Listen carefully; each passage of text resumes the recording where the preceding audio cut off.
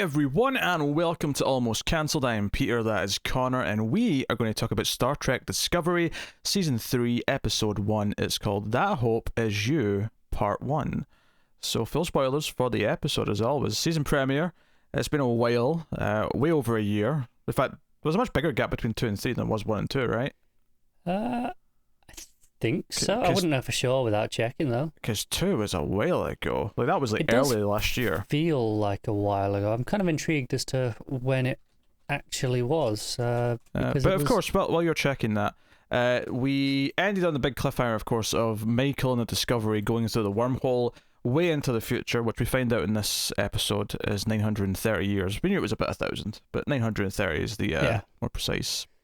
Yeah, Season 2 ended in April 2019, and Season 1 ended February 2018. So it was about a year between those two, and closer to a year and a half, or maybe a little bit longer for this time. It's been a while.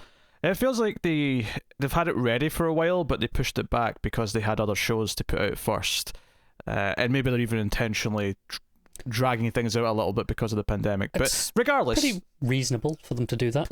It doesn't really matter though. We're here to talk about Episode 1 of Season 3. It's kind of starting off in a fresh place. This episode does not have the ship itself in it with the rest of the characters. It is just Michael arriving and meeting the new character of Book. We knew he was going to be in the show, but we saw the actor was going to be here. Obviously, he played Manchester Black on Supergirl, is the last place we saw him. But yes, and as I like to refer to him, not Idris Elba. Why? Because he's got a similar sort of the suave English vibe thing going that he does. Okay, I suppose that Idris Elba does a lot of as well. Yeah, but Idris Elba I saw for the first time in The Wire, so even though he is English, I don't associate him as English first, despite the fact that he is. Fair enough. A lot of people do, but fair enough. Yeah. But we're introduced to him. Michael basically almost crashes into his ship, or kind of does actually, on the way in from the wormhole, and crash lands on this planet, sets the suit off to self-destruct, and goes to find signs of life, and she has this one reading of him, because or at least he's the closest reading, at least, and they interact, and it's kind of an adventure story of them like getting to know each other, him being a bit of a seemingly scoundrel, kind of courier of sorts, maybe a thief. Definitely has a heart of gold. Yeah, don't think I didn't notice. We have a black character in space named Book, because that's never been in a space show before. That's not... God damn it. Do you know what? Because there was a bit at the start where he was, not telling her his name. It was a bit of a mystery. And as soon as he said it, I just groaned. I went, God damn it. It's just too easy. What are they doing? But is he also a shepherd? This is the thing we really need to know. Is he a shepherd? He may or may not shepherd some space worms. So... No, that's kind of what the episode is. It's just them basically getting dilithium fuel for his ship.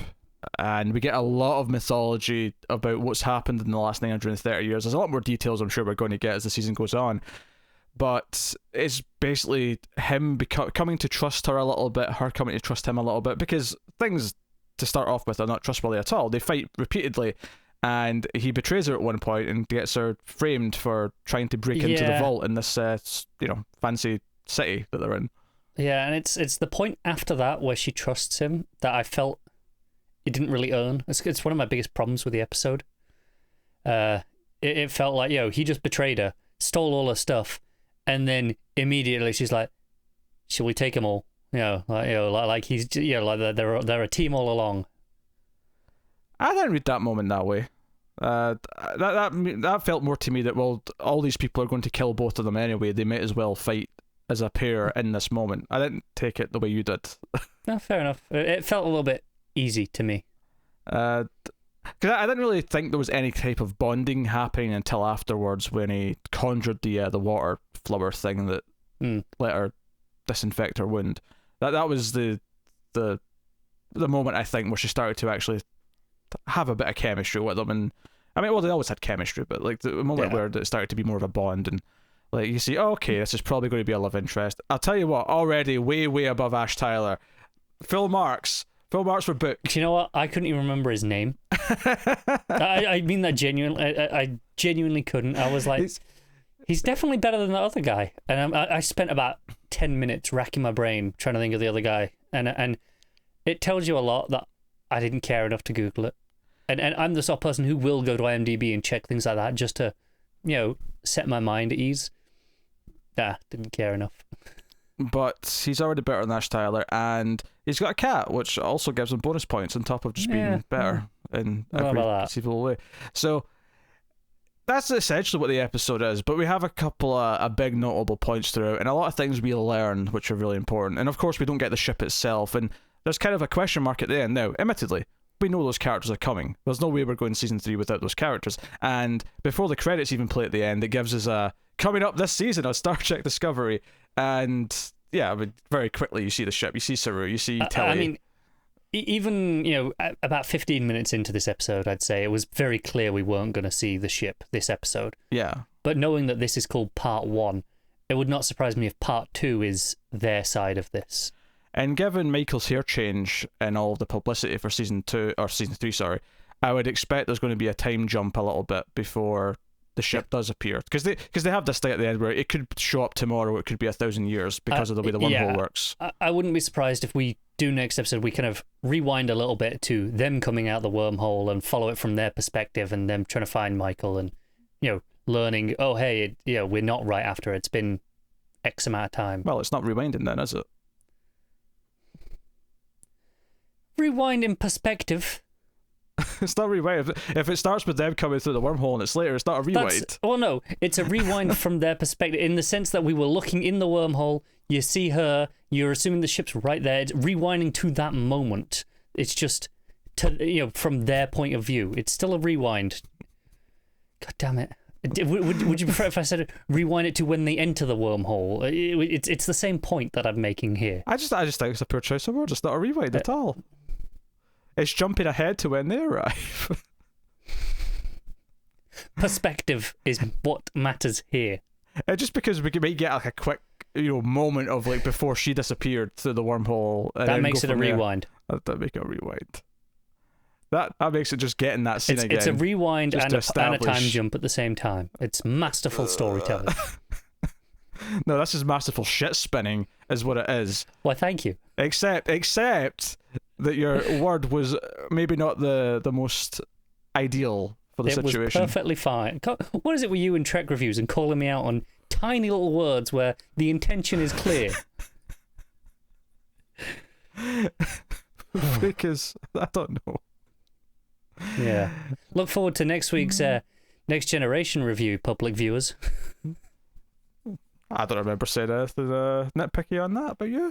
Oh, no, you definitely didn't accuse me of using the word red shirt incorrectly. Well, that was less a correction and more of a inquisitive observation. Anyway, so yes, all this time has passed. We find out that the Federation no longer exists. It collapsed after something called the Burn. Yeah. There was also temporal wars at one point that ended up in all time travel technology being outlawed, which doesn't really account for the fact that someone from before then, if they've got time travel devices, can still travel past when the time travel devices were outlawed. No, it doesn't. I was thinking of that as he was bringing that up. It doesn't, but it stops. Presumably stops them going back and warning them that, hey, time travel is going to be outlawed. You need to come forward with this shit. True. Yes. You can. Yes. And we know that the Burn, this event was 120 years ago, I think, is the figure he throws offhand. Yeah, it's roughly. This thing that a lot of dilithium just erupted, basically blew up, and it became unsafe.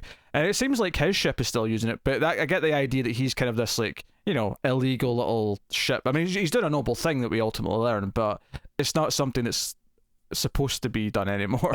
I don't know, because all of he's a courier for these people, right? And they have a lot of couriers on hand, it seems, that running jobs, and all of them, the way it works is from what I gathered anyway, is they get given enough dilithium to fuel their trip to make their ship run and get back, and then they get more for the next run. So I guess it's just a more measured resource now.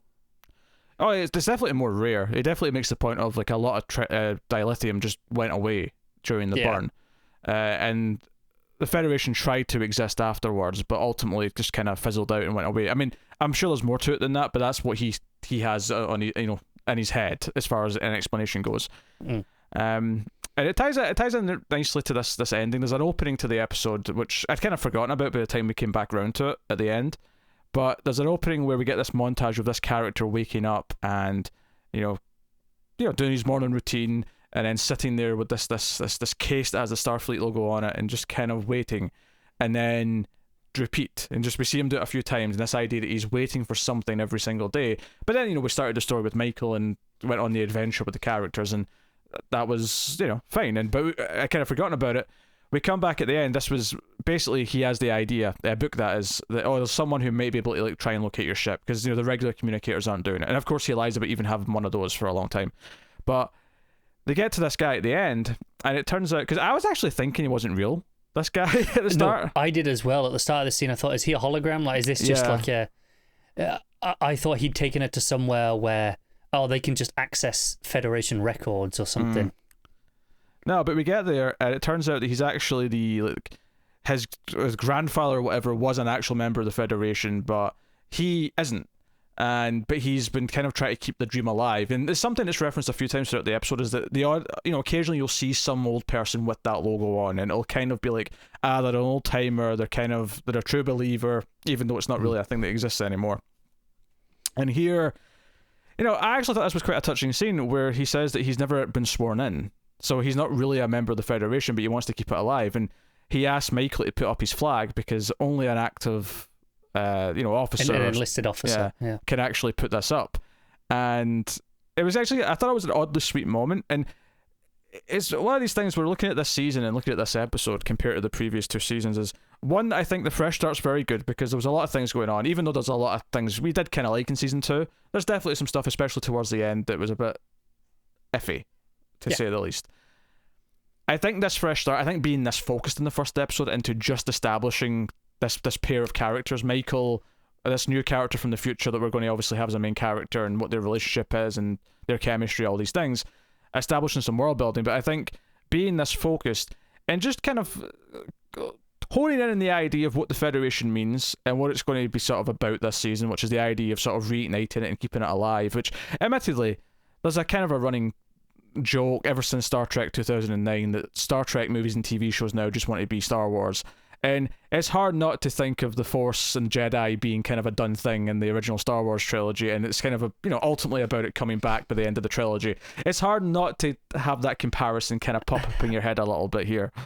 I think it's a little bit of a stretch, though, in terms of context here. Go on. I don't know, like it doesn't feel that similar to me. This is, the Federation, which was an organization that's been going for a few hundred years by the time of where we were in Discovery before this. It didn't survive 1,000 years. That's not exactly implausible. Most empires in the history of the world don't last that long. Oh yeah, I'm not talking about plausibility or anything. I'm just saying it's hard not to think about that also. The whole idea of keeping it alive and true believers, and just the few people left who believe that this is still a thing. It's hard not to just conjure up those ideas. And mainly, and if it wasn't for the fact that there was a lot of other things about modern Trek that is clearly trying to be more Star Wars and Star Trek, it maybe wouldn't even popped into my head. But it's something that I just, it's hard to kind of ignore. And I'm not complaining, per se, because I actually think this seems like a fine focus for a season of the show. And it's something that's completely different. I think the biggest asset this episode has, because I had a lot of fun with most of it, I think it was an enjoyable episode, is that it is so separate, it's so different, it's so distinct. And yes, it isn't really trying to be Star Trek, it's trying to be a space adventure show. But that's okay. If that's what it's going to be, it can be that and do it fine. I would agree with that up until this conversation, with this not officer that's there, and her basically offering him a commission and being like, no, I'm going to make you part of it officially, and you can have the honor of raising the flag yourself. You're the comms officer or whatever, yeah, acting comms officer or whatever, that in spirit felt very Trek. Oh, for sure. But I think this is the thing though, that it's so separate in terms of how stories are told from Trek that it's actually far more interesting and exciting for them to maybe do something that doesn't feel like a Star Trek show, with the exception of the idea of what Starfleet and the Federation means to the people in it and the ideals of it. But it's not. It could it's almost get meta. It's not characters on a ship. It's not. I mean, there are going to be a ship, but you know what I mean. It's not on a ship in like your weekly adventures. It's not doing any traditional type of Star Trek shows. And I think maybe where season 1 and 2, you know, fell flat a little bit in different ways was, you know, they tried to do these serialized stories, but for the most part, the serialized stories were the worst things about Star Trek's Discovery season 1 and 2. The Klingon stuff in season 1 was Gaia. Yes, and in season 2. Like, I had a lot more fun with season 2 in general, but every time it came back to Michael being the chosen one and who's the angel and all that, it was like, okay, whatever. It wasn't terrible at first, but it got worse as it went on. I think we knew it was probably going to. It had that feeling to it. It had that inevitability to it, yeah, absolutely. But we were kind of having enough fun with, like, you know, Pike and such being on the ship and having energy for the most part that season 1 often didn't. That it was. We were kind of willing to overlook a lot of the serialized problems. I think this has energy, and I also think that the idea that the goal of the characters in the show is to keep the idea of Star Trek alive, actually, like you said, is very meta, and like fans who are pissed that it isn't even, you know, nothing modern Star Trek is like classic Star Trek. Picard's nothing like classic Star Trek. Maybe the new show's going to be, you know, the new Pike one, but we don't know until we see it. Somehow I doubt it. Yeah, I mean, I'm skeptical of that as well. But I mean, it could be.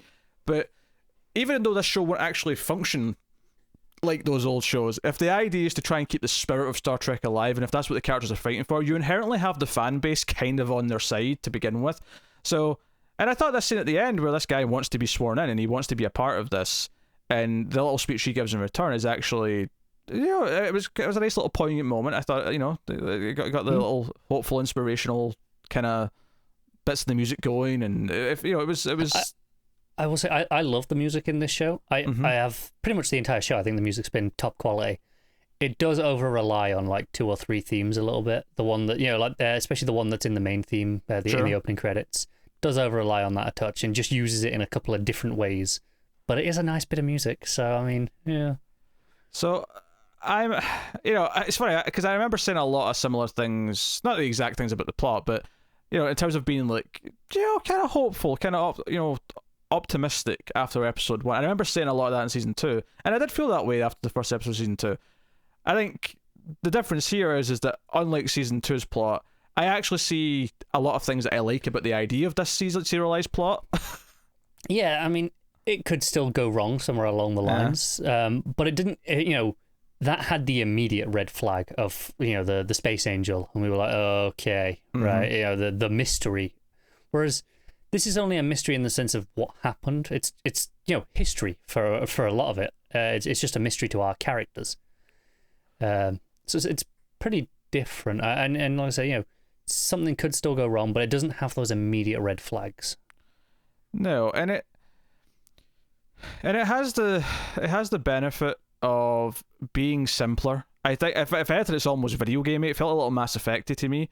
This idea of we're going to have to reignite the idea of the Federation throughout the galaxy, which is more cut off. We should mention, like the sectors, like, you know, this guy can only scan like the closest 30 sectors, like, and then like the idea of like being able to dash around as quickly as they could before is a bit more difficult, a bit more rare. Yeah, I mean the ship itself might still be able to, but they don't have the resources as the Federation. You know, the long range sensors are basically broke on this base. Yeah, because at one point, you know, Michael says, "Well, what about the other quadrants? What about, you know, this and that?" And he's like, "I can't scan past this point. like this is as far as I can go."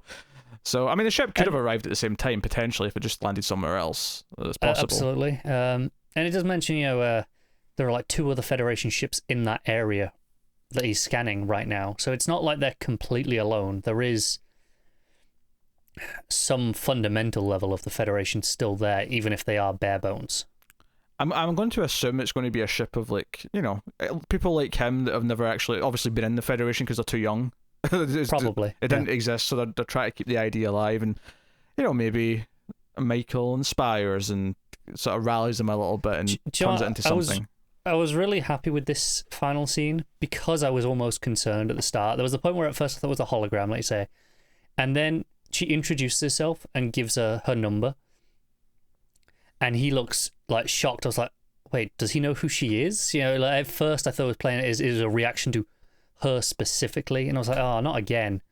And I'm like, No, I guess it was just that it was a real number. It was just that this is a real officer. There was actually someone there, and as the scene went on, that became clear. And like I say, these worries turned into appreciation for the scene.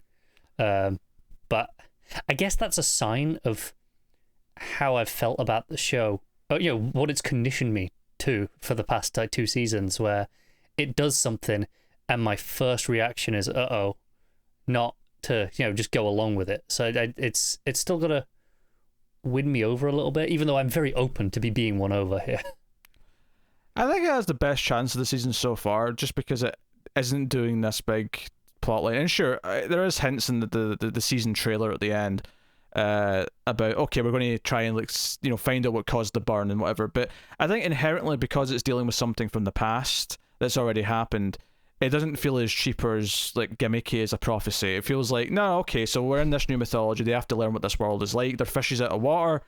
That's part of this, you know, type of story. Like, the mystery of what happened, it could still be, oh, there's a conspiracy, you know, it wasn't an accident, something happened, right? You know, we can still do all of that stuff if they want to have mystery and things. And that's fine, because it's not going to be, oh, you know, Space Angel from the future come and telling you the chosen one. That just can't happen with this plot. Well, sure. I mean, it can, but hopefully not. Yeah, I really hope. She sent the suit off to self-destruct at the start, so hopefully that sticks, and it's just gone now. Yes, that would be lovely. There's also a lot of moments in here that I really liked when she gets, like, gassed by whatever, that's like some sort of extreme truth serum they give her at this courier like hub Marketplace, I think they call it, or something. She goes through all these different things, and they're asking her questions, and I actually laughed quite a bit when they ask her what sort of cargo he's got, and it's a mystery at this point what the cargo is. It's just, well, it's temperature sensitive and it's very valuable, so it has to be ice cream. Like, I don't know. That gave me a chuckle. I feel like the guy who was in the green, I feel like I recognize him, and I can't quite place it under all the makeup. Oh, I don't know. Bugging me. I'll have to check that out. There was a lot of Andorrans kicking around.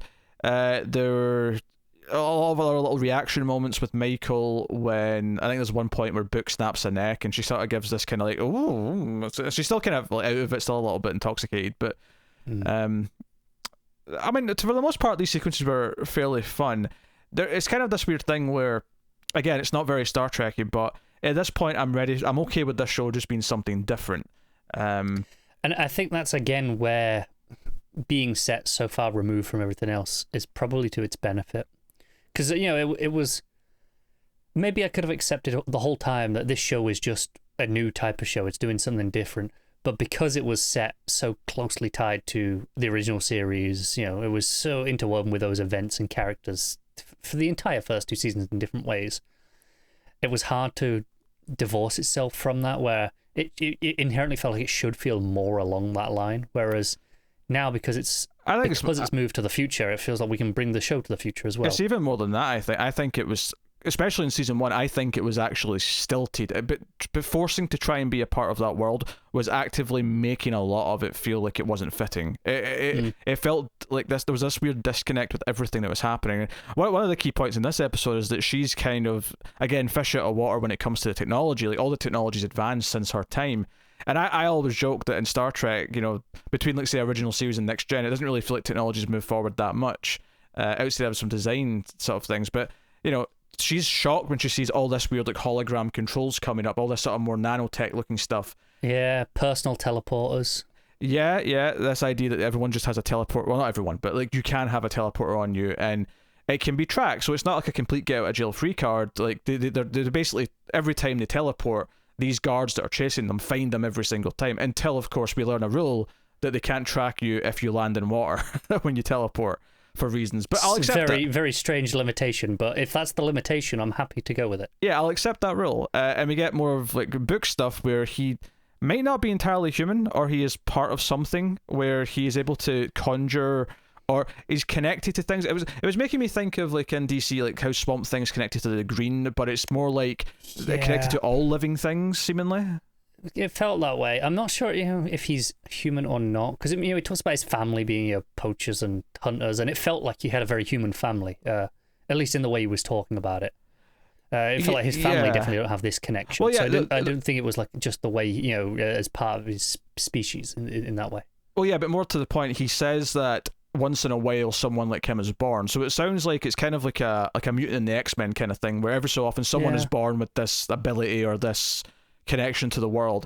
And because his family are all hunters and poachers, he inherently, from a young age, presumably felt uneasy about that because he felt connected to these beings. He felt connected to the things they were killing. And so it sets him up because what he's transporting, we eventually find out, is this big, what was it, a transworm, I think they called it? Yes. This big thing that eats a couple of the guards. It actually eats Michael and then spits her back out when he's able to sort of talk to her a little bit. I'm getting very Save the Whales vibes from this plot. Are you telling me we're doing Star Trek 4, The Voyage Home? Are you telling me we're not? I mean, we've done time travel. We're saving aquatic creatures. It all fits. I mean, I'm happy. I mean, it's the best Star Trek movie, so I'm happy for them to steal. I agree. Steal from the best. I don't really mean, I don't mean to do that as a dig. I just meant it more. It felt like it was inherently and intentionally conjuring that connection in my brain as a way of kind of going, no, this is still Trek, right? Between that and the other scene, it felt like, no, we are still kind of doing those Trek ideals, even if we are wrapped up in a very modern show. Yeah, like I say, keeping the spirit of the ideals of Star Trek, but clearly defining itself as being so separate from everything. Because it's one of the big problems with Picard as well, is that Picard is this modern, like, slick show, but it's supposed to be a continuation of Picard, and even though it's many years later, it still feels kind of off for him to be in this completely different type of writing, this completely different type of show. Don't buy it, I guess. It feels off. It feels like a weird fan fiction rather than an actual official continuation of Next Generation. As bizarre as that sounds, but that's kind of the vibe you get. That this is so separate now. Well, and the funny thing is that it might actually do a better job of keeping the ideals of Trek and like having it mean something to these characters in a world that doesn't appreciate the Federation, like having them stand by it, kind of in an almost Superman-esque way of believing in the Boy Scout, the whole truth. We can be better. Be noble, be good, be all these things. Like them sticking to that, even in this world that is kind of more, dare I say, Han Solo-esque with everyone running around being outlaws and stuff. Might actually mean more. It might actually end up being more impactful and more meaningful to Trek as a mythos as a whole, because it's like, okay, this is how these ideals are pushed when they're in a position where they're tested to the extreme, when it has to be built from scratch, and the idea that the Federation will always come back. There's potential with stories here. Now, there's 100 million ways they could ruin all this. There absolutely is. But so far...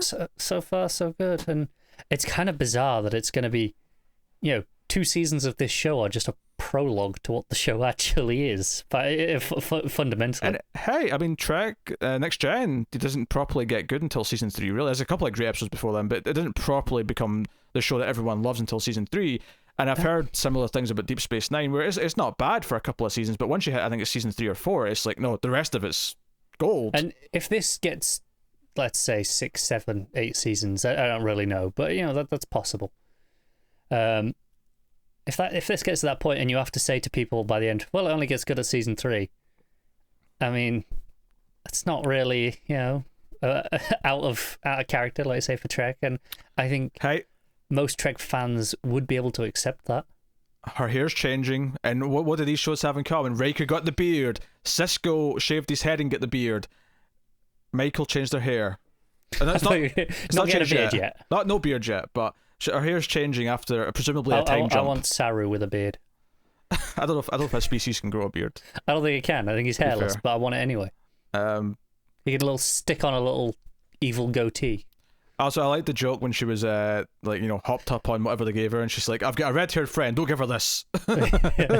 Yeah, she's already like this. She's already like this. Don't give her any more. I think it was smart to have little things like that in here that just makes you remember characters and traits. Because obviously we don't see Tilly in this episode. We got nothing from her. We don't really hear much about her except this moment, and it's just, oh yeah, she talks a lot, And just in case you'd maybe forgotten, let's say it's been 18 months since you've seen an episode, it's just to, just a little primer almost to get you back into what to expect from the other characters. Yeah, I think it also has the added benefit of making it feel like Michael cares about these other characters. So the search for the ship's not just about her having like a safety net or having some place to go because she's lost in this new world. It's about, no, she wants to get back to Tilly. She wants to get back to Saru. She wants to get back to these people that she trusts and knows and cares about. It makes it a bit more personal than that when she brings up these other characters, just in small ways here or there. I think that adds a lot. So, and obviously the show still looks great. The futuristic city on the planet looked gorgeous. I haven't got a single effects problem. The show's been well above the standard for TV effects, from the start. The pacing felt right. One of my big problems in season 1 especially, season 2 still had that a little bit, was that I felt like episodes moved through things too quickly, that I could never really let any of them sit for a second, and I always felt like it was rushing through things, and it felt like it was a checklist of events rather than an actual show. This episode, I felt the pacing, from the introduction, then bickering on his ship, convincing him to help, but then he betrays him at the market, and then the whole fight. Everything felt like it moved at a nice pace where it kept changing and mixing. Really, there's not actually that much plot in this episode. To its benefit, I agree, and I think that's why it's really important that we focus on just Michael as well, or at least for this episode, it eases us into what is functionally a shitload of exposition that we have to learn for what this world is now. It's no guarantee, but I mean, there's two ways the next episode could go. Part 2, if you will. Part 2 could just be the ship side of this, where we don't see Michael till the very end when they, maybe meet up. Or we still follow Michael in book, and then the ship appears at the end of the episode. Either one of those is, I think, what's going to happen in terms of structure. I agree, yeah. I think either could happen. Yeah. Is part 2 the opposite side, or is part 2 just like her journey on her own before the ship gets there, and then, episode 3 onwards is... I mean, obviously quality on either of those things could, dip. Just in terms of the writing itself might not be up to standard, but...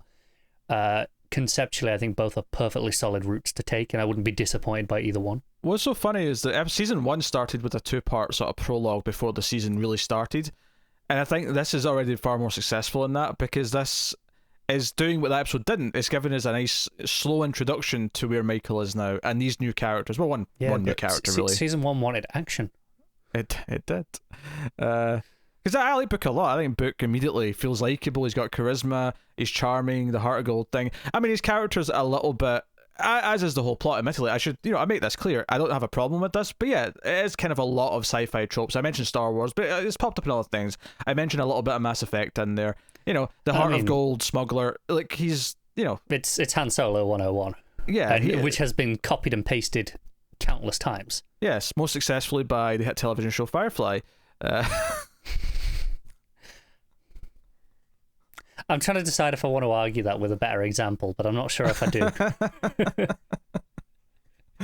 So, I have no problems there. Although it's funny, him being in the sort of like a sort of trench style coat again. It's actually very similar to his costume from Supergirl. So it's like, and I mean, we talked about him a bit on Supergirl because he was there for a good handful of episodes. He's a pretty good actor from what we've seen. Agile is very good. Yeah. So, it's nice to see faces and be like, oh, I know you're good. It's a sign of positivity. Yeah, and season 2 did bring in, we all like Pike in season 2. I know that was fantastic. Tara didn't. Which What's wrong with her? Well, I don't think she had a problem with the actor. I think she complained that he was a very passive captain who never he always just seemed to let everyone else solve things without ever like making a decision himself. Yet somehow everything got solved. I would say that's delegation at its finest. It's a good captain.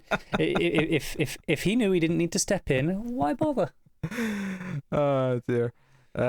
Also, because she was rewatching season 2, and she said that a problem she noticed on a rewatch is that Michael ends up crying every episode. There's a scene in almost every episode where she sort of breaks down and cries. It became kind of comical when she noticed that it was happening every single episode. So I hate it when you notice things like that on a rewatch. It's the sort of thing where weekly you don't notice, but because it just slips your mind enough every week. Because they tend to happen usually when those things happen. They're 2/3 towards the end of the episode because they're the big emotional beats.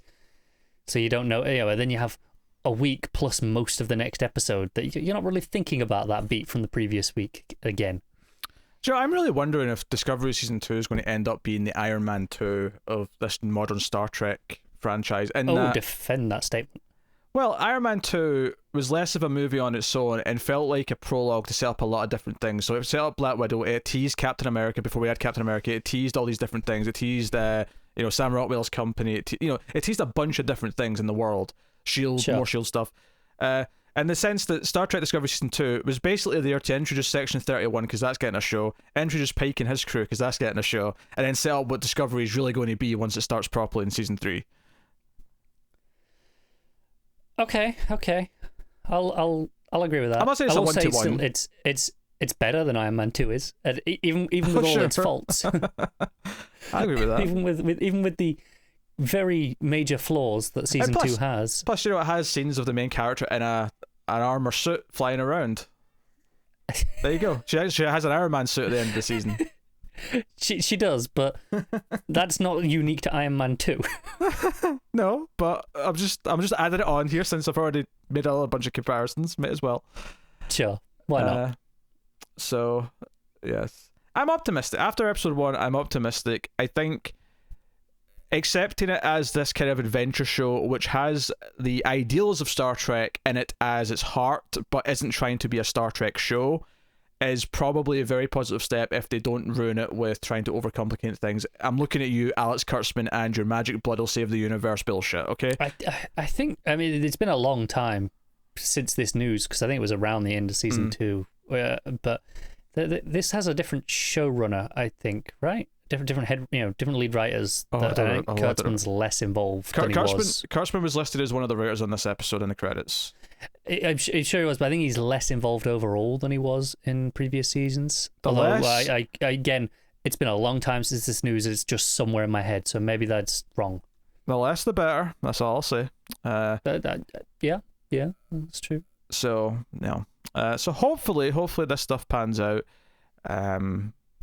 But it was an enjoyable 50 minutes of a sci-fi action show, which had the heart of Star Trek kind of there to anchor it a little bit and say, hey, this is sort of what they're fighting for, is the belief in Star Trek. And we are suckers for high-quality sci-fi shows with action and heart.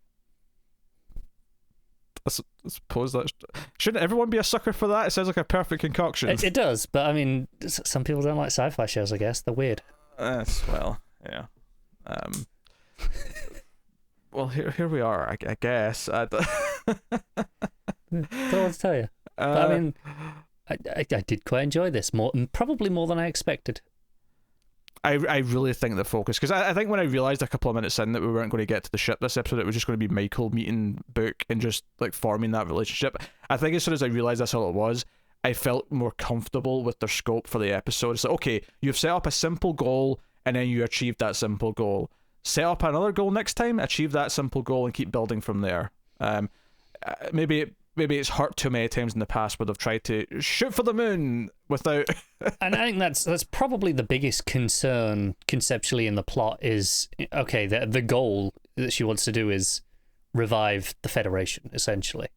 Yeah. I hope they do fundamentally break that down into smaller steps consistently and be like, this is what we need to do next. This is, it's fine to have that overarching I think now aim. I could see a number of ways how that works, and sort of it might actually help it fit really nicely into the weekly format of this week, this episode, this is the goal. That's good off in another direction. I could see, even just purely serialized, how this works in multiple ways that doesn't get in over itself and doesn't become too complicated. It can be as simple as just convincing one person by the finale to make a decision based on what's right, and therefore they have succeeded because they have convinced one person to change their mind about some awful choice that they might have made otherwise. Someone higher up or something. Yeah. It's basically it's a superhero story. Just in a group instead of a person. It's a pretty on point comparison. I think you compared it to Superman earlier. Mm-hmm. That kind of almost old fashioned ideals that it's like, why can't we be better? Why do we have to accept that things are worse? Yeah, why do we have to always give in to being corrupt and being right? It's it's a pretty similar comparison. I think it works, and it's a noble goal for the show to have. Yeah. So there you go. Let us know what you thought of episode 1 of Star Trek Discovery Season 3. How are you feeling about it? Please do hit the like button on YouTube. It is super important and is the easiest and free way to support everything we do, and let us know you want to keep the content coming. You can also support us financially over at patreon.com/MailFuzzTV and get some bonus for your trouble from as little as $1 per month. Of course, at the $5 tier, you get early access to a couple of things, including our Star Trek Next Generation reviews, which we are currently on Season 4 of. If this is you just finding the channel, we started reviewing Star Trek, the original series, like 3 years ago, and went all the way through the original series. We're now up to the middle, give or take, of Season 4, and we're still going. So, and if you go and sign up to Patreon now and get the early episode, you can find out what Pete was nitpicking about, about the red shirts thing, almost a full week early. Sometimes I think you misunderstand me trying to wind you up with me actually making a serious point. I really, I don't know if you have that distinction in your brain. Oh, I do. Just being a nitpicky bastard. Catch us on Twitter at mail_fuzz for channel updates, but otherwise that is us. So thank you once again for watching or listening. We always appreciate it. Keep watching TV, guys. Have you got any vanilla?